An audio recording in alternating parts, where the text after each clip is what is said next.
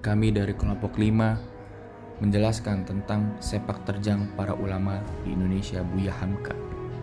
Tanpa berlama-lama lagi, langsung saja ke video berikut ini. Selamat menyaksikan. Mengenal biografi Buya Hamka. Nama asli Buya Hamka adalah Abdul Malik Karim Abdullah. Beliau lahir di Sungai Batang, Tanjung Raya, Kabupaten Agam, Sumatera Barat. Beliau lahir pada tanggal 17 Februari 1908. Pada saat itu, Hamka diberi sebutan Buya yang merupakan suatu panggilan untuk orang Minangkabau yang berasal dari kata abi, yaitu Abuya dalam bahasa Arab yang berarti ayahku. Kemudian ayahnya bernama Syekh Abdul Karim Amrullah yang dikenal sebutan Haji Rasul. Beliau merupakan pelopor gerakan Islah atau Tajdid di Minangkabau. Ayahnya adalah pendiri Sumatera Thalib di Padang Panjang. Kemudian ibunya bernama Siti Sopiah Tanjung. Lalu perceraian kedua orang tuanya menyebabkan Hamka harus berpisah dengan ibunya pada saat usianya baru menginjak 6 tahun. Riwayat pendidikan. Hamka masuk SD atau sekolah dasar ketika memasuki 8 tahun. Oleh ayahnya, dia juga dimasukkan ke sekolah diniyah yang didirikan oleh Zainuddin Lebay El-Yunusi. Tidak lama kemudian, Hamka ditarik dari sekolah desa dan dialihkan ke Madrasah Tawalib. Madrasah ini tidak lain embrionya adalah surau tempat ayahnya mengajar. Hal ini dimaksudkan ayahnya untuk menggembleng Hamka menjadi ulama besar di masa mendatang. Menurut penuturan Hamka, pelajaran-pelajaran yang diberikan di dua lembaga pendidikan itu tidak ada menarik hatinya, kecuali pelajaran arud, timbangan, dan syair Arab. Hal ini rupanya merupakan manifestasi dari kecenderungan jiwanya kepada dunia sastra dan kepujanggaannya. Menginjak usia 16 tahun, Hamka rihlah ke tanah Jawa, tepatnya Yogyakarta dan Pekalongan. Rihlah tersebut pada akhirnya membawa dampak besar terhadap pola pandang keislaman Hamka. Di Yogyakarta, Hamka berkesempatan bertemu langsung dengan tokoh Islam terkemuka saat itu.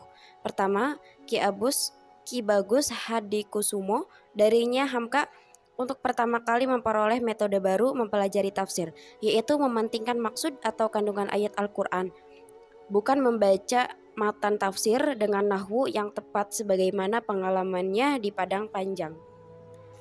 Ia juga bertemu dengan H.O.S. Cokroaminoto, yaitu pemimpin syarikat Islam, R.M. Suryo Pronoto, dan Haji Fahrudin, tokoh Muhammadiyah. Dari ketiga tokoh ini, Hamka masing-masing mendapatkan nilai kehidupan yang berbeda-beda. Islam dan sosialisme, sosiologi, dan nama yang terakhir ia mendapatkan kajian khusus agama Islam. Di Pekalongan, jasa Ahmad Rashid Sultan Mansur tidak pernah dilupakan Hamka, yang telah mempertemukannya dengan aktivis pemuda Islam Osman Pujotomo, Muhammad Rum, dan Iskandar Idris. Secara keseluruhan, akumulasi pengaruh kedua tokoh itu, ayah dan pamannya, dan tokoh lainnya, turut membentuk mission cita-cita hidup Hamka, yaitu bergerak untuk kebangkitan kembali untuk Islam, ungkapnya sendiri.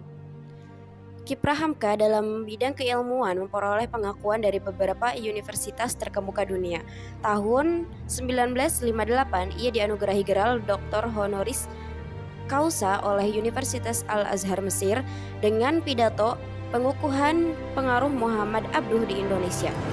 Karya-karya Buya Hamka.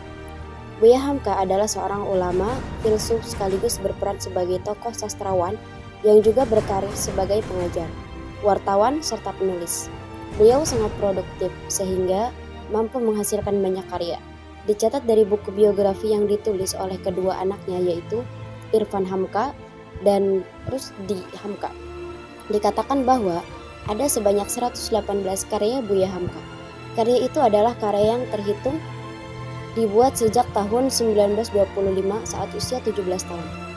Ke 118 karya tulisan tersebut berupa artikel dan buku yang sudah dipublikasikan. Karya beliau tersebut membahas berbagai topik yang mencakup berbagai bidang ilmu, di antaranya mengupas tentang agama, tasawuf, filsafat, sosial, sejarah, romans, autobiografi, dan tafsir Al-Quran. Walaupun Buya Hamka telah wafat, beliau merupakan ulama yang begitu banyak mewariskan karya-karya, sehingga menjadikan namanya tetap hidup. Ada beberapa artikel karya beliau yang kemudian dibukukan, di antaranya karya yang berjudul Kesepaduan Iman dan Amal Soleh. Sebelumnya kita sudah mengetahui tentang karya-karya dari Buya Hamka. Lalu selanjutnya tentang pemikiran pendidikan Islam oleh Buya Hamka. Pendidikan secara umum adalah seperangkat alat yang saling bekerja sama dalam sebuah sistem yang direncanakan dengan sengaja untuk mencapai tujuan pendidikan yang telah direncanakan. Media yang di dalamnya yaitu saling bekerja sama antara kurikulum, pendidik, materi pembelajaran, sarana prasarana pendidikan, dan materi pembelajaran. Menurut Buya Hamka, pengertian dari pendidikan yaitu seperangkat alat yang saling bekerja sama dalam sebuah sistem guna mencapai tujuan pendidikan yang telah disepakati. Tujuan pendidikan Islam secara umum yaitu untuk membentuk peserta didik yang sesuai dengan ajaran Islam yang luhur. Adapun bagian-bagian pendidikan menurut Buya Hamka diantaranya yaitu tujuan pendidikan, kurikulum, pendidik, materi pembelajaran, dan peserta didik.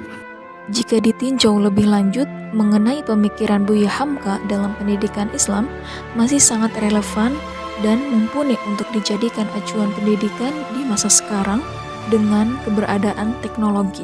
Namun, di balik itu semua, kekhawatiran akan rusaknya generasi muda serta kemerosotan akhlak dan hilangnya etika seolah-olah sudah menjadi hal biasa. Lewat rekonstruksi pemikiran Buya Hamka inilah kita membawa kembali peserta didik kita untuk memaksimalkan potensi pada arah yang baik, namun tetap mengikuti perkembangan teknologi. Sekian dari kelompok kami. Bila ada salah kata atau tutur kata yang kurang berkenan di hati, mohon dimaafkan. Saya akhiri, billahi taufik wal hidayah. Wassalamualaikum warahmatullahi wabarakatuh.